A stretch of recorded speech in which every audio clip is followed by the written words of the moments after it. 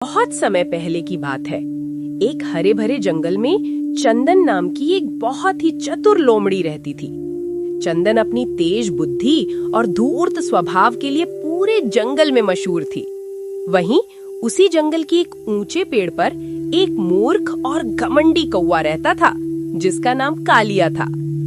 कालिया को लगता था कि वह जंगल का सबसे सुंदर और ज्ञानी पक्षी है, जबकि असलियत ये थी कि वह सिर्फ अपनी ही तारीफें सुनकर खुश होता था।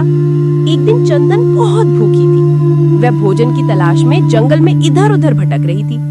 उसकी आंखें लगातार कुछ खाने लायक ढूंढ रही थी। चलते चलते उसकी नजर एक ऊंचे पेड़ पर पड़ी, जहाँ कालिया कौवा एक डाली पर बैठा हुआ था। लेकिन ये सिर्फ कालिया ही नहीं था जिसने चंदन का ध्यान खींचा। कालिया की चोंच में एक बड़ा और स्वादिष्ट पनीर का टुकड़ा फंसा हुआ था, जिसे वह शायद कहीं से चुरा लाया था। उस पनीर के टुकड़े को देखकर चंदन के मुंह में पानी आ गया। उसने सोचा, वाह कितना शानदार भोजन है। यह मूर्ख कौवा इस पनीर के टुकड़े के लायक नहीं है। मुझे इसे हासिल करने के लिए अपनी अक्ल का इस्तेमाल करना होगा। चंदन ने तुरंत एक योजना बनाई। वह धीरे धीरे चलकर उस पेड़ के नीचे पहुंची जहां कालिया बैठा था। कालिया ने जब नीचे लोमड़ी को देखा तो वह थोड़ा चौकन्ना हुआ, लेकिन उसने अपनी चोंच में फंसे पनीर के टुकड़े को कसकर पकड़ा रहा।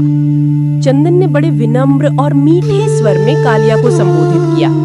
उसने अपनी सबसे मासूमियत भरी आवाज निकाली और कहा, ओह प्रिय कालिया जी, आप कितने भाग्यशाली हैं कि मैं आपको आज देख पाई। कालिया ने पनीर को और कसकर पकड़ा और बिना कुछ बोले लोमड़ी को घूरता रहा। चंदन अपनी बात जारी रखती है, हे वन के राजा, आपकी सुंदरता का तो कोई जवाब ही नहीं है। आपके पंख कितने चमकदार और काले हैं, जैसे रात का अंधेरा भी आपसे शर्मा जाए।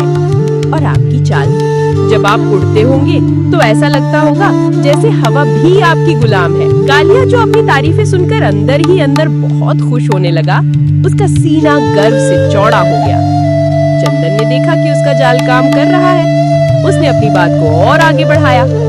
मैंने सुना है कि आपकी आवाज तो आपकी सुंदरता से भी लाखों गुना मधुर है।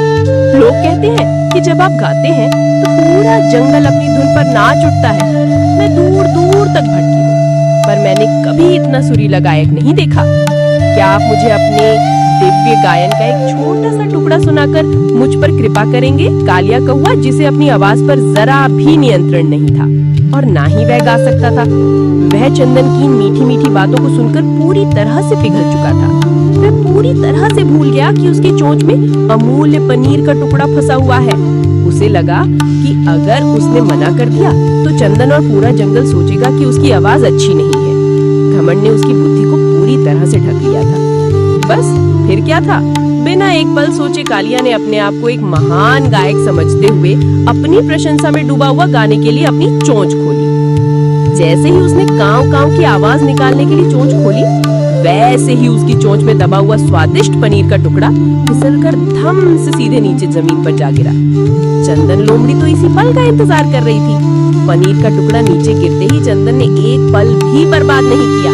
वह बिजली की तेजी से आगे बढ़ी, पनीर के टुकड़े को अपने मुंह में दबोचा और वहां से दूर भागने लगी।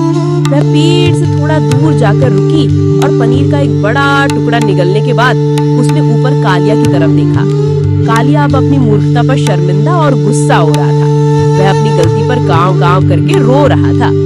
चंदन ने हंसते हुए ऊपर देखा और मजेदार अंदाज में कहा, प्रिय कालिया जी, आपकी आवाज भले ही अच्छी ना हो, लेकिन आपकी मूर्खता ने आज मेरा पेट भर दिया। यह कहकर चंदन जीत के भाव से अपना बचा हुआ पनीर लेकर जंगल में गायब हो गई। कालिया कौवा भूखा, मूर्ख और शर्मिंदा होकर अपनी गलती पर बहुत पछताया। उस दिन उसने सीखा कि झूठी प्रशंसा पर कभी विश्वास नहीं करना चाहिए और किसी के भी बहकावे में आकर अपनी